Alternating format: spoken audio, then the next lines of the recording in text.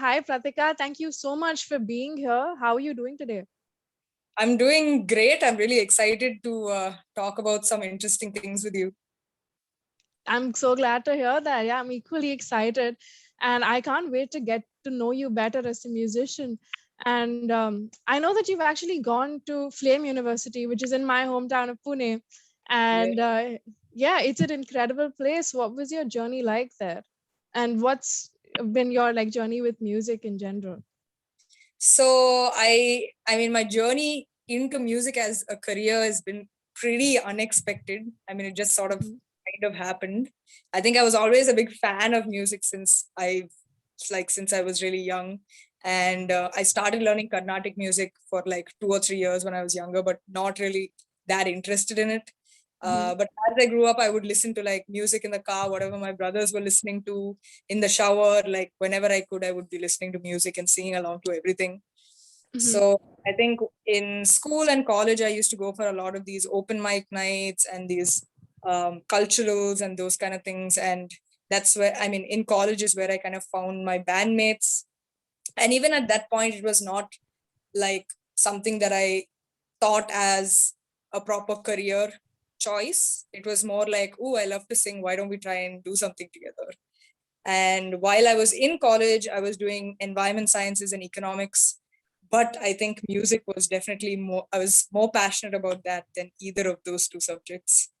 So yeah, we started the band in 2015 and started doing a lot of gigs. And before you knew what, we were called for NH7, and then we just started getting a lot of gigs after that. And so while I was still in college, I kind of sort of got into the scene a little bit, but not completely. And once I graduated in 2018, that's when I was like, okay, I'm not so passionate about environment sciences and economics, and so why don't I try music? And at that point, we were already at a good stage. We already had quite a big audience, and we were actually being really supported in the scene. So I think that was a good in for me to then decide, okay, we've already broken some ground here, so might as well continue on this journey. So that's basically the idea. That's beautiful, man. And I gotta say, I love your music taste in general. You know, the sort of covers that you do. Thanks. It just comes from such a rich, like 90s sort of vibe. You're doing Whitney Houston and Elton John, and a lot of 90s classics in there. Some Tracy Chapman, Nora Jones. I just love the vibe that you're bringing up here. And I think it's a very interesting trajectory. And I love that you mentioned that you guys have been constantly very experimental with your music, always like collaborating with other bands and other artists. And I think that's so important, right, when you're trying to grow as a musician. And yeah, which sort of artists or bands or influences do you think majorly contributed to your music taste, and specifically like the female influences that you might have had? Right. I think, like you said, in our band, we're very open to going, like trying out as much as we can, because at the end of it, it's going to help in what we're doing in the band as well. So all of us have kind of tried doing different things. We've joined different bands. We've experimented with a lot of different genres. So before the pandemic, I was part of like a blues band, and we did a couple of um, a lot of shows where we did jazz. And so it's like, I think when I was growing up, it was never like, okay, this is a genre. I was never even clear as to what uh, characterized a particular genre. It would just be like, this song is awesome.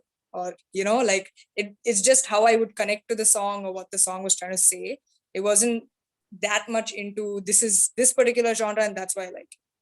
And Mm. even now, I'm still like confused as to wait, what genre is that, and how everything is getting like there's fusions happening across genres, so I'm even more confused. But I think talking about performance styles, I would definitely say, like you mentioned, right, a lot of these amazing performers, Etta James, Aretha Franklin, all these, Whitney Houston, like you said, Ella Fitzgerald. If you watch them perform, it's something else. So I feel especially jazz, blues, soul, there is so much of improv involved. There's so much of bringing your own style into it. And when I watch them, it's like a completely different experience. They're really putting themselves into every line that they're singing and really experimenting as much as they possibly can. And I think as a musician and as a performer, that's what I would like to do.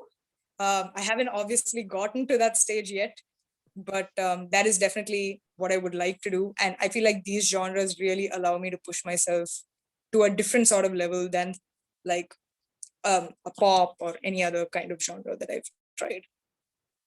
Yeah, I think that's a solid benchmark to set for yourself. And yeah, the way that you're going, I mean, I really think that you can get there, man. You really have that kind of talent and that kind of drive, which is so inspiring to see. And I completely agree with your take on genres. I don't get it either. I've always classified genres as like, okay, this is sad boy music, this is like party music, this is yeah, it definitely has something to do with the way it makes you feel. And I'm seeing a lot of playlists come up on YouTube and Spotify as well, which have like a shower playlist, and then there's like Yeah, a morning drive playlist. And I think it's a good vibe check to yeah. set up, I think because it's I more think about the vibe and how it makes you feel rather than this genre or this genre. Definitely. exactly. And it's so interesting to see because we mostly grew up at a time when grunge was like cemented and the rock was cemented and jazz was cemented, and now we're living in this beautiful fusion era where anyone can do anything. And Yeah. yeah, art, like the kind of artists that you wouldn't expect to collaborate ever are coming together and making amazing music. And yeah, it's a wild time. For And sure. specifically, with the Indian indie scene, because I've seen you do a couple of covers of Raghu Dikshit, which I absolutely love. And yeah, I just love that one. And Thank you. so I think India's had a very rich indie scene for quite some time with artists like Raghu Dikshit, Lucky Ali, Silk Road, Euphoria, the good old ones. And I think it somehow died down for a bit, but now there's this new wave, and I don't know if that's because of music festivals or because of the OTT springing up, but like now indie musicians are huge. There's Anand Bhaskar, there's Easy Wanderlings, and like mostly the bands that show up are the artists and bands that show up in NH7. But do you think that this new wave is like it's here in a more permanent way? And do you think how long do you think this comeback is going to last? How powerful do you think it's going to be? So to be very honest with you, I got into music only when I was in college, as in actually listening to indie artists. So I'm not too sure about how long or what bands were there before, but I feel like it is definitely growing. Like it's only gonna go up from here because even audiences are now open to different kinds of music. It's not just rock, yes, let's do it. You know what I mean? It's Yeah, like so many more genres like jazz, pop, soul, fusion. All these things are really coming up, and there's been like a boom of new indie artists.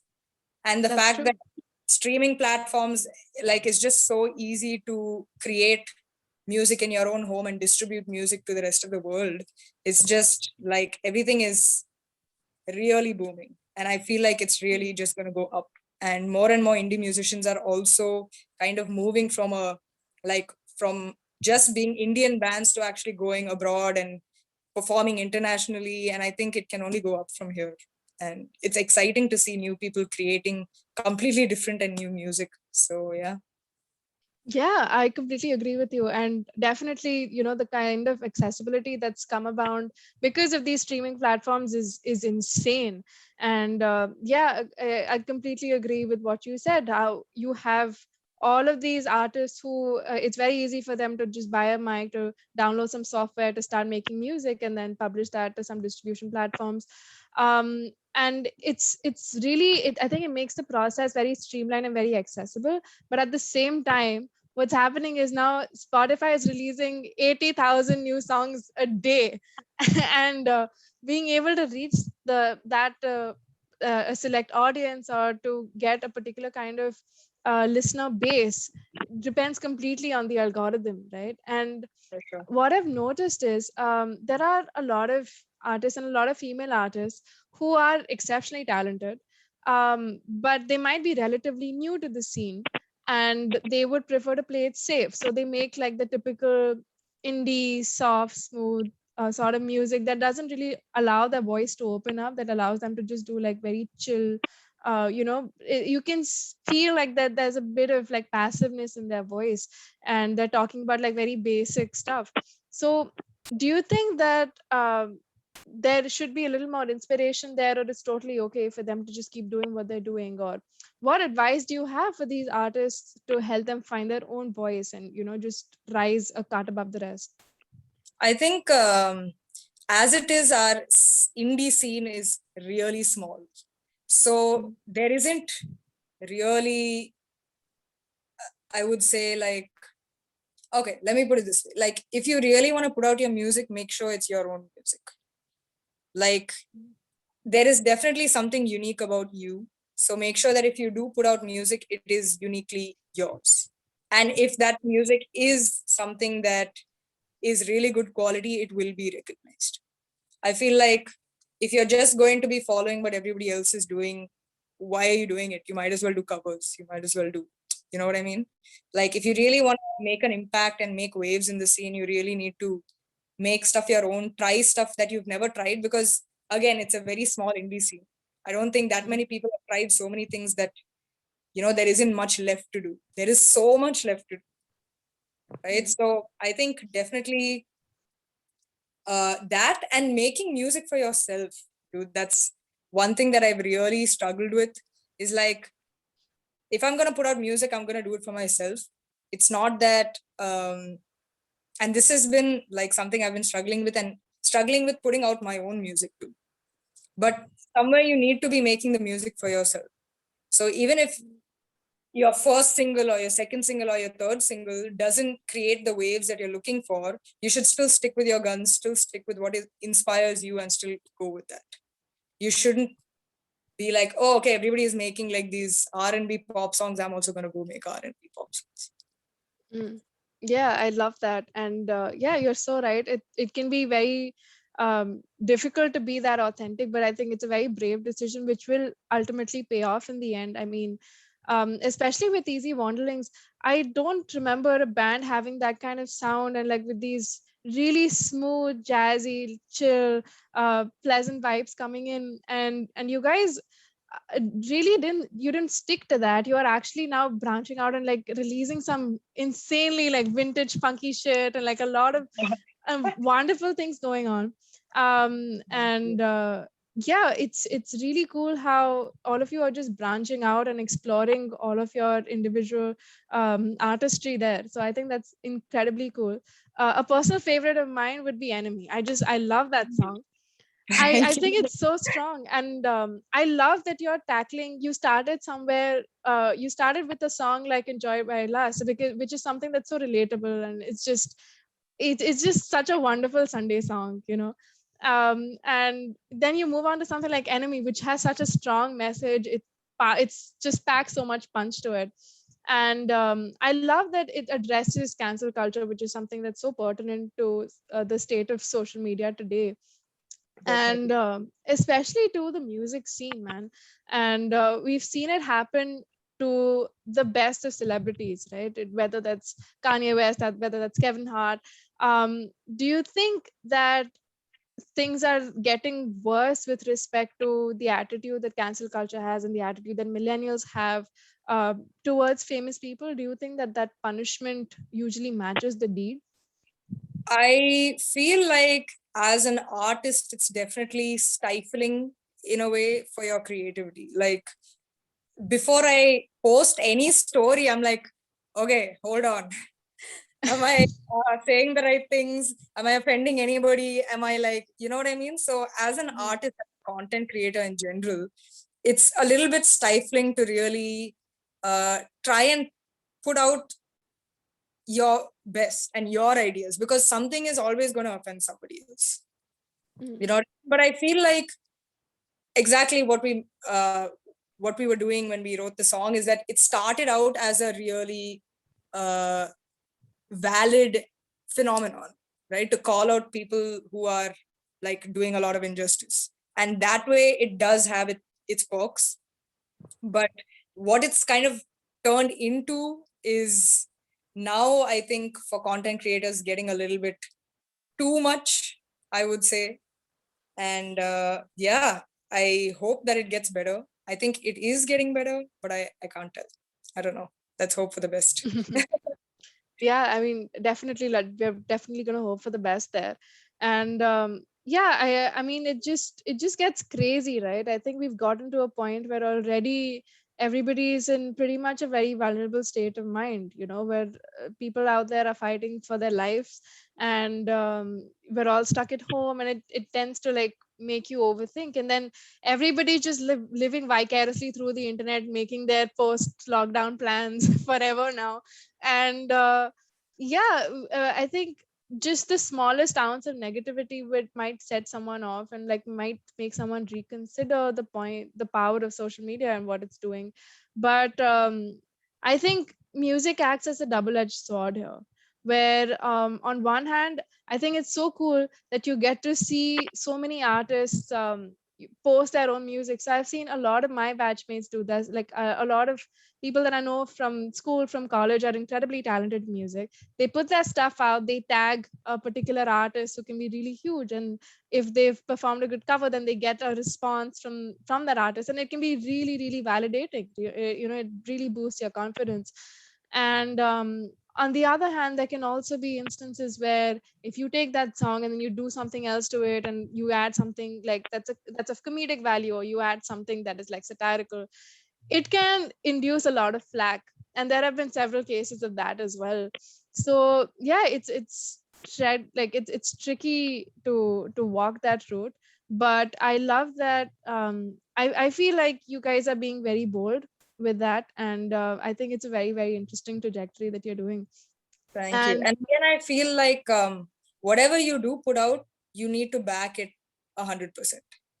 yeah, You know what I for mean? sure. So you should be expecting backlash if it's something controversial, but be willing to back your product 100%. Like if you really believe in it, then go for it. You know what I Yeah, mean? And the thing with social media now is like instant gratification. Oh, I've put up this post and oh my God, the artist has shared it. But if the artist doesn't share it and nobody watches it, you should still be happy with what you've done. You for know what I sure. mean? At the end of the day, that's what's important. Yeah, you got to own up to your mistakes, own up to your strengths, for sure. Yeah, definitely.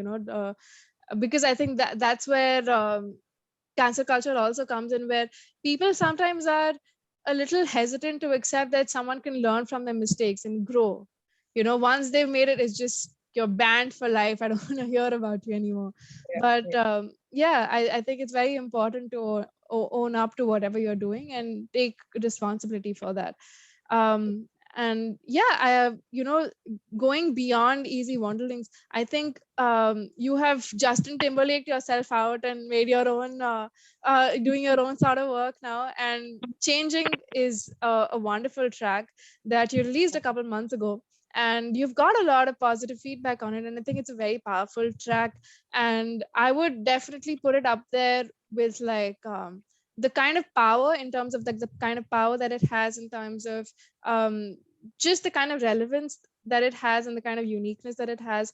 I think artists like Georgia Smith, like Napalm, I love their sort of music because it's so out there. Yeah, man. I just love it. I love what you're doing, and I really hope that there's more of you coming out. Because of course, as a band and as a collective, I think Easy Wanderlings is a beautiful vibe that you guys put out.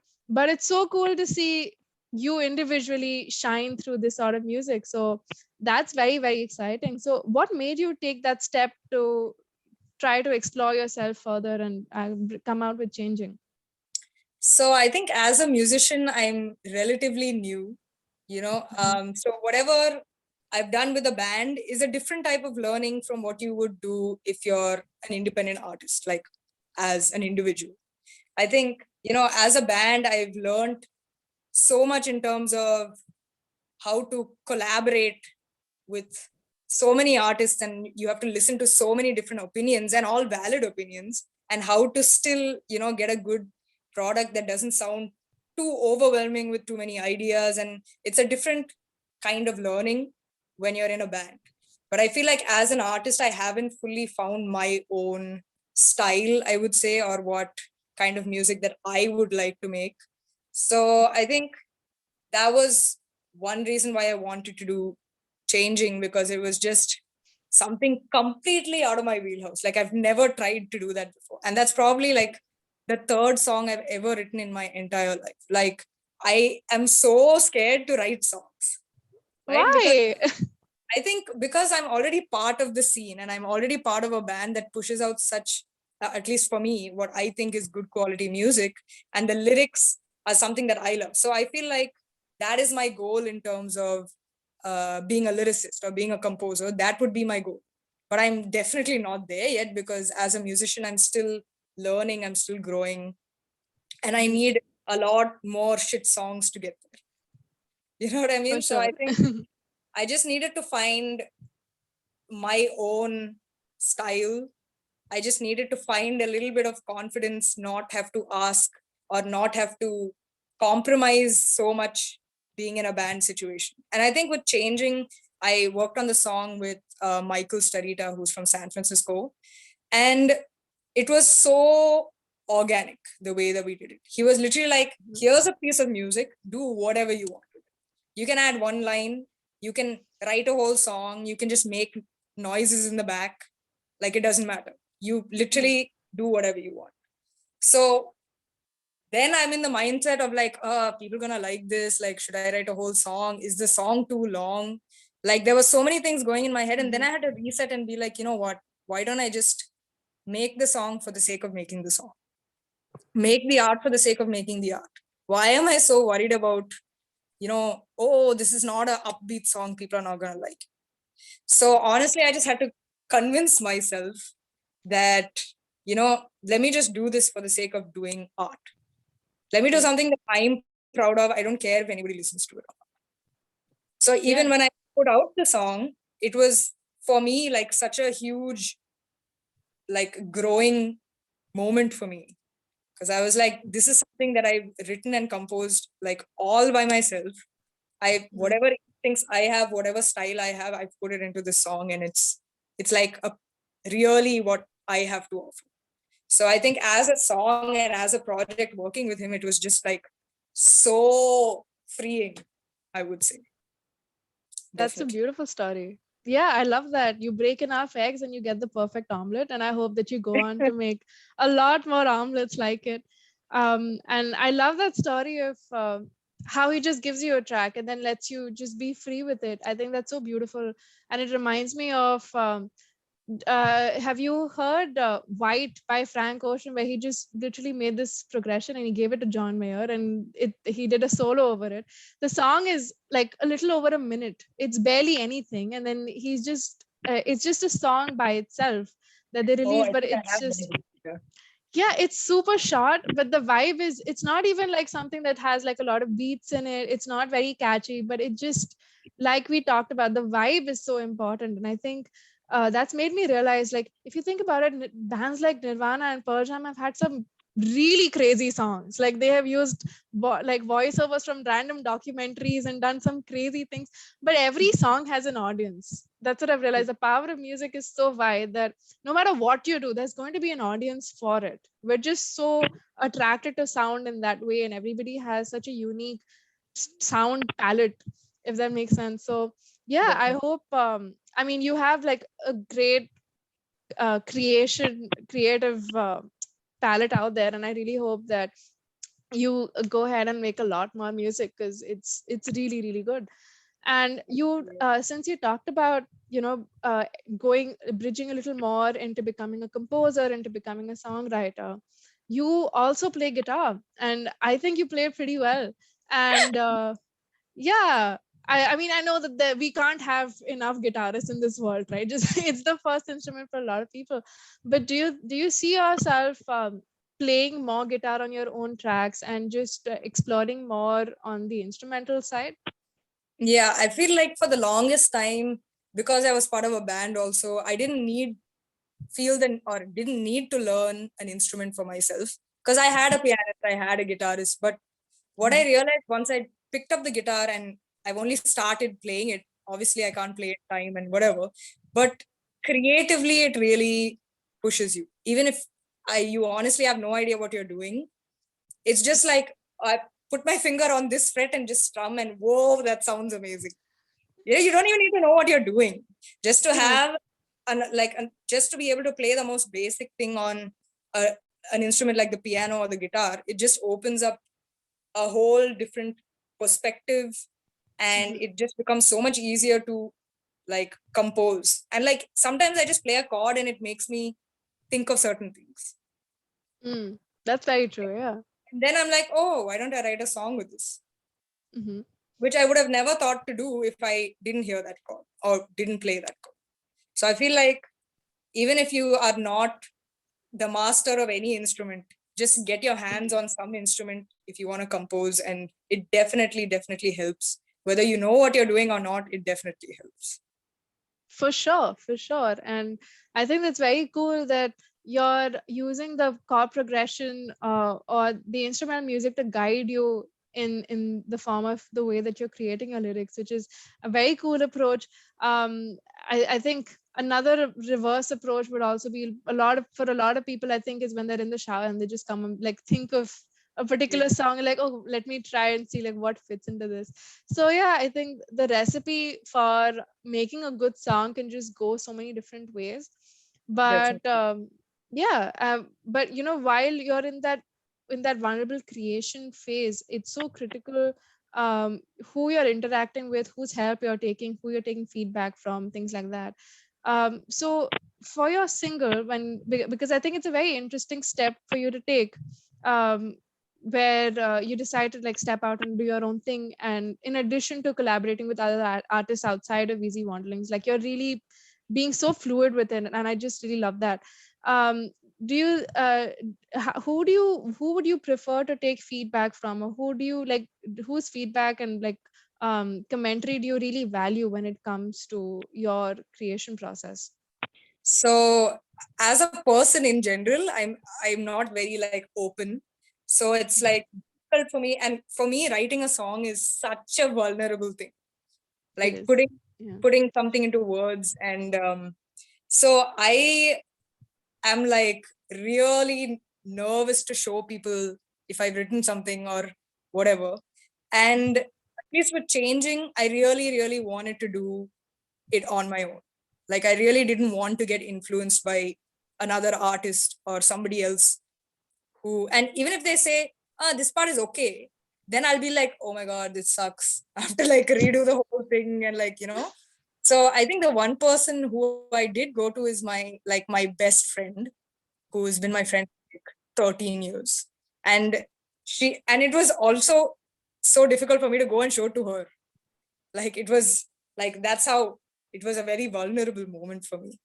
But basically she really helped me. I would talk to her on the phone for like 2 hours, like, does this line work? Oh my God, I'm so stressed out. Like I would, and she was there for 2 hours on the phone, like, no, it sounds good. And I really trust her opinion. Like, be it when it comes to clothes, if I don't know what to wear, I'll call her and be like, should I wear this with this? Be it music, be it whatever it is, I always call her, and I value her opinion so much because I know she's not gonna sugarcoat it, or she's not gonna be um critical in a bad way. Like, and sometimes if I show it to someone and they're like, why is it so long? Oh, why is it like that? Really, like I take that to heart and I'm like, oh my God, I have to change the whole thing. So I think it's really important to have, even if it's just that one friend whose opinion you really value. I think that is so important when writing a song or just being vulnerable about anything for that matter. Yeah, definitely. We all need that one friend because, like we talked about, everyone on social media is going to have 100 different opinions, and you can't please everyone. So you know, you might as well do something that's true to yourself. So it's a beautiful message to put out, and definitely we all need that one friend. And I love, you know, speaking of like people supporting each other, I think it's so cool how a lot of women are standing up and like supporting each other in the indie scene. I think it's so warm and it's so lovely to see. And like you said, we're just seeing so many different artists come out. Um, from like an insider's perspective, do you think that the female artists are being treated at the same par? Are they being given the same kind of opportunities as maybe a, m- a male person in music would? And that's not just in terms of being a musician, but also in terms of being a sound engineer or a producer or a manager, that sort of thing. Do you think that there are equal opportunities for everyone out there? So honestly, for me, when I got into the scene, there were already a lot of like amazing women who were in the scene, like be it like Mali or Tarana or Mama Tips from Soulmate. There were like some really amazing women artists who were there. So when I did join the scene, I didn't particularly feel like I was being treated differently, or like there would be a difference between me and say a male artist. And then again, I'm also part of a collective, I'm also part of a band, so I might not have faced like I can't talk about how an individual independent female musician would feel in this situation, but for me, I didn't feel a difference than just being an artist. But I've definitely see that there is an underrepresentation of women in the industry, and I think it could also just be because there aren't that many female musicians. For whatever reason it is, be it like a safety issue, be it whatever it is, I just haven't seen as many women musicians as there are men musicians. Like, how many women drummers do you know in India? How many women recording engineers do you know in India? Or even women who are pursuing that. Yeah. Right. So I feel like that definitely needs to be more women, and women who are really willing to put it all and whose skills are top notch. Like, if you, whether it's a woman or a man, if you're really good at what you're doing, you're going to be recognized for it. Mm-hmm. So that is my perspective on it. Yeah, I would definitely agree with that. And when it comes to like you talked about drummers and like producers and things like that, and I feel like we look at that as something on the more technical side, right? Musicians, like musicality is always seen as something that's a little more creative and artsy, and you would tend to see a lot of women as vocalists. But then when it comes to like a little more technical stuff, then I think you're right, we don't see a lot of women being encouraged. And definitely I think it's just one of those problems that it's there, it's like a chip on your door, and you just don't notice it until someone points it out, and then it's all you can think about. It makes no sense why it Yeah. exists that way.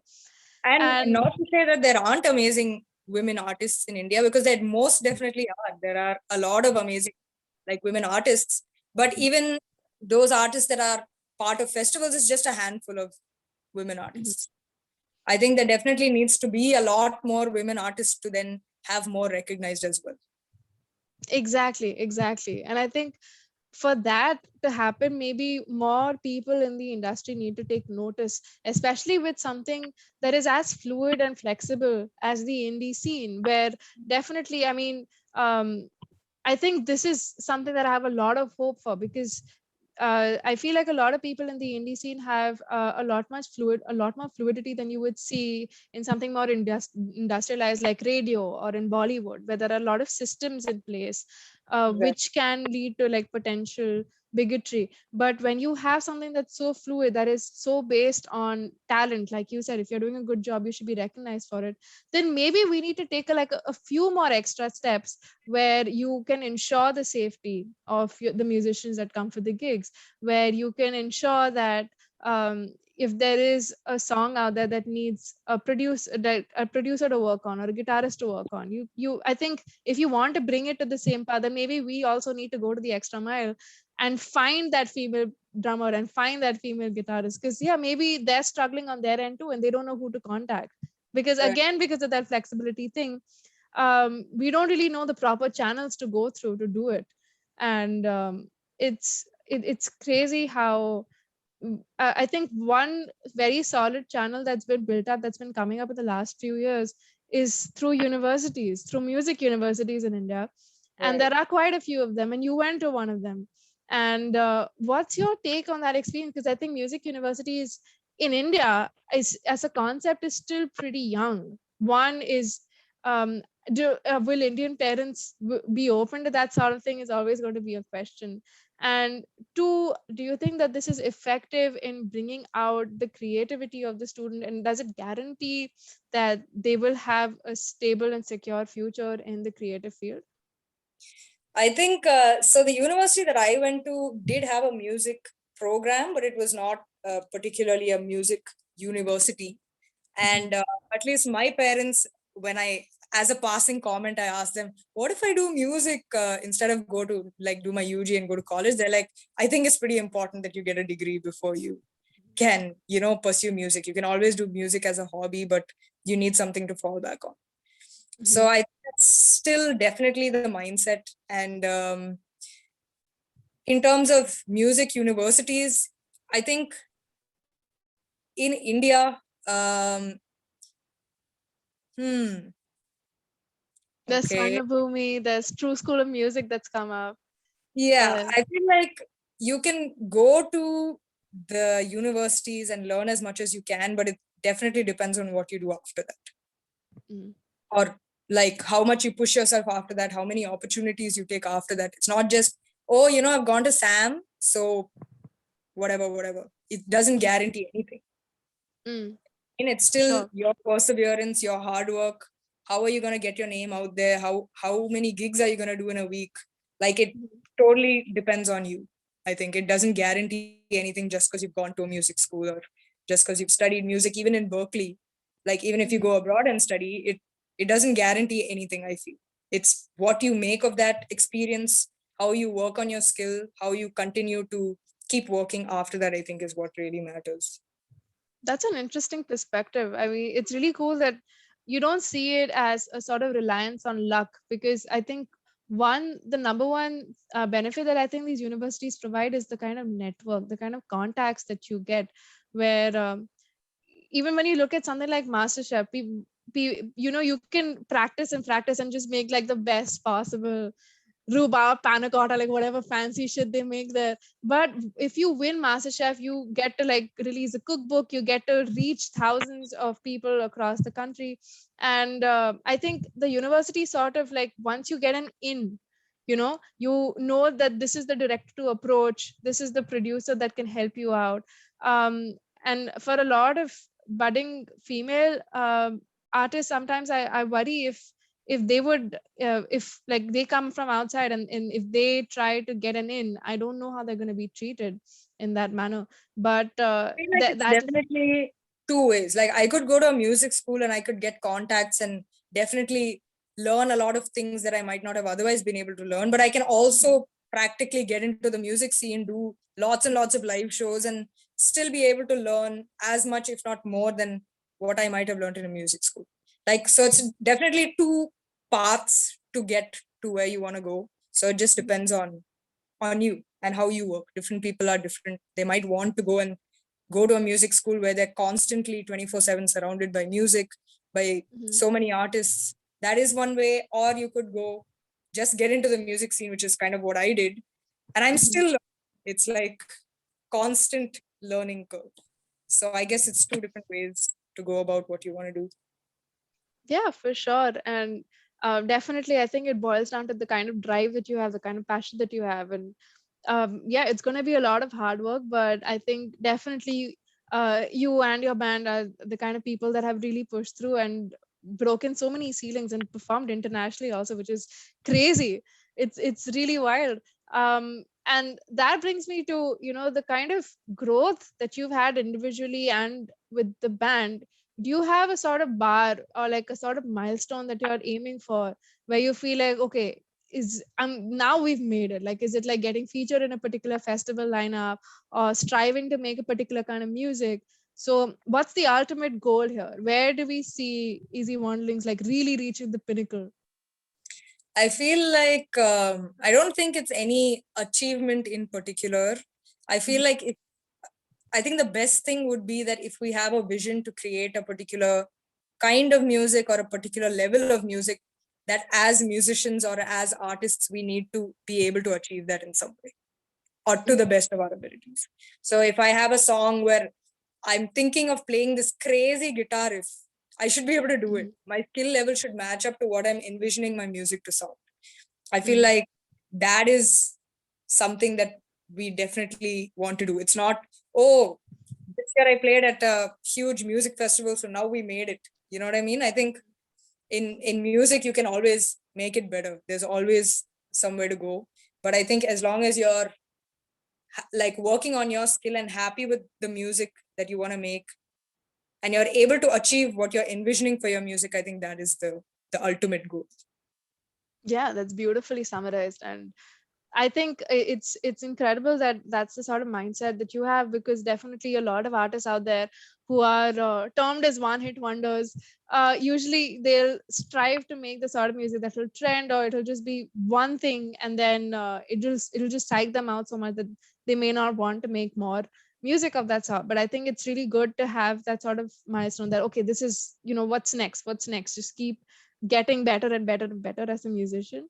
And I think that's the best way to grow as a band, to grow your music and to just get heard and recognized even more. So definitely a wonderful path to take.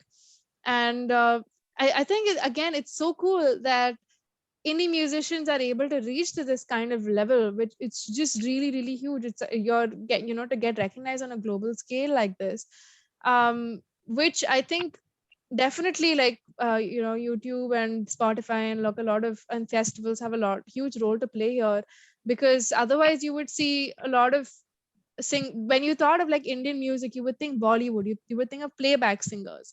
And when it comes to playback singers, it's a bit weird, because you have incredible singers. You have Neeti Mohan, Shilpa Rao, a lot of these incredible great female singers, but very few people know what they look like. Very few people have actually seen them perform live. So they're not really rock stars. They are what the term is, playback singers. And I think a lot of them may not even appreciate that term, because you're literally just using that song to amplify a particular scene in your film.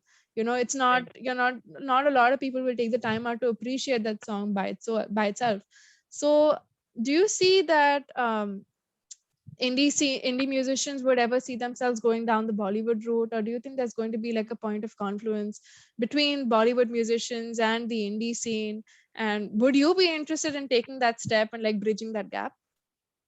I think as a musician in the indie scene, it is quite an erratic profession in terms of financial stability. And I think there isn't too much money in the Indian independent scene. So a lot of indie artists are also working on Bollywood songs. They are working on like doing Bollywood gigs, whatever, which is not a bad thing, or not, like, oh, you compromised on what you're, it's not that. It's just that as a musician, be open to whatever you can be and do whatever you need to do to make the music that you want to. You know what I mean? And I think there is a huge audience when it comes to Bollywood as compared to indie musicians. So if an indie musician can get recognized on a Bollywood stage and then get back audiences to the indie scene, there's nothing like it. You know what I mean? It's not like there is right now a segregation, but if indie artists can kind of blur that line, I think that would be epic. That would be the goal. It would be epic for sure. Yeah, that would be so exciting to see. And I think if an opportunity came my way, I would definitely like go for it. Oh yeah. Yeah, and in terms of music is music. It doesn't matter if it's indie or if it's Bollywood. It's music at the end of the day. So I think, why not? Definitely. I would love to hear indie musicians on the radio as well, which I think is very weird. Why aren't they doing that yet? I mean, I would love to check out Easy Wanderlings on the radio sometime. Yeah, And and now the thing with like Indian radios is that they have a special indie hour, and then they have like the rest of the time is all Bollywood music, and then one indie hour, or Western music, and then India. Why is it not just music? That in exactly. itself is segregating the two industries. Like, why? Like, even from the side of radio music curators, this is something that they should think about to help the industry just merge and become one giant industry. Yes, I think we've uncovered like $1 million idea here. Everything should be based on the vibe check. So like forget Bollywood, forget indie. It needs to pass the vibe. So is it like a Exactly. monsoon vibe? Is it like a nice like drive out vibe? It needs to be based on the vibe rather than yeah, I agree with Exactly. you. The And this now whole there yeah. are indie artists like who are kind of composing for Bollywood films, and so I think that's the way to go.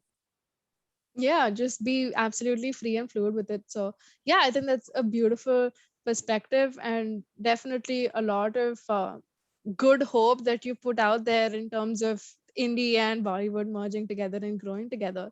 So that's really cool. All right, Pratika, thank you so much for all of your views. And just before we close, quickly tell me the top 5 artists on your playlist, people that you've been listening to lately. What's been inspiring you? Okay, so has to be John Mayer. Of That's course. one. Last I train home. started revisiting Ella Fitzgerald, Oh, lovely. and because I'm doing singing some songs for a jazz album type thing, and I need to do hella a lot of scatting. So I'm like, Oh. oh, who is epic scatter? So revisiting that, and yeah, to be honest, I listen to a lot of single songs from different artists. Mhm. Yeah, that's interesting. But yeah, and if I like a song, I would like zone into that song and just listen to it hours and hours and hours and days on end. But yeah, so recently I've started listening to a lot more is it African influenced music? Johnny Clegg is somebody that I've Oh. started listening to recently. Mhm. And yeah, who else can I think of?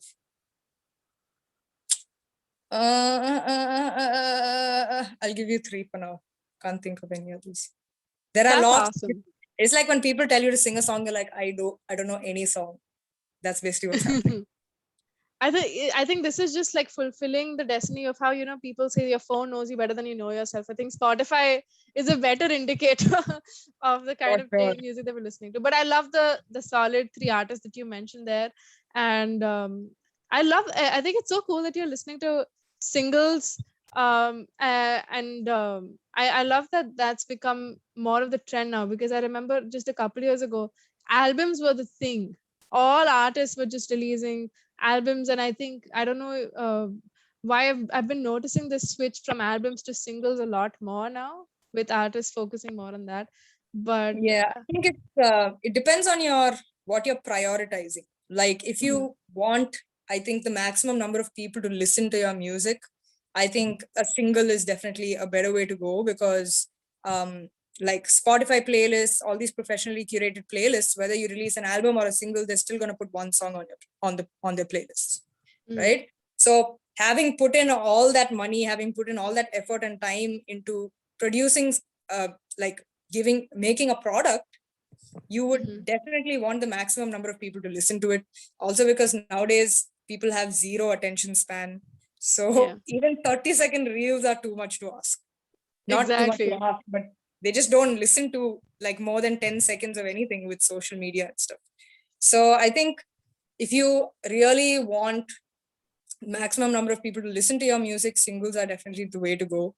But there is something about albums that you can't take away, like especially for concept albums and stuff like that.